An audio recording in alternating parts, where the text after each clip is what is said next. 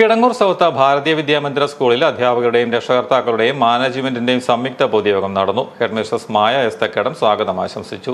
Manager M Dileep Kumar അധ്യക്ഷനായിരുന്നു. ബോധവൽക്കരണ സന്ദേശ വീഡിയോ പ്രദർശനവും ചർച്ചയും സംഘടിപ്പിച്ചു. മാറിവന്ന പാഠപുസ്തകത്തെക്കുറിച്ചും അതിന്റെ വിനിമയ സാധ്യതകളെക്കുറിച്ചും ചർച്ചയും നടന്നു. അതോടൊപ്പം വിവിധ മേഖലകളിൽ സമ്മാനാർഹരായ കുട്ടികളെ PTA മാതൃസംഗമം കമ്മിറ്റികളുടെ നേതൃത്വത്തിൽ അനുമോദിച്ചു. പാഠപുസ്തകങ്ങൾ ഡിജിറ്റൈസ് ചെയ്ത് പഠിപ്പിക്കുമ്പോൾ കുട്ടികൾക്കുണ്ടാകുന്ന നേട്ടങ്ങളെക്കുറിച്ച് വിശദമായ ചർച്ചയും നടന്നു. അതോടൊപ്പം പ്രൈമറി തലം മുതൽ കമ്മ്യൂണിക്കേറ്റീവ് ഇംഗ്ലീഷ് ഒരു വിഷയമായി സ്കൂളിൽ പഠിപ്പിക്കുന്നു. ഇത് ഭാവിയിൽ കുട്ടികൾക്ക് ഏറെ ഗുണം ചെയ്യുമെന്നും അഭിപ്രായമായിരുന്നു.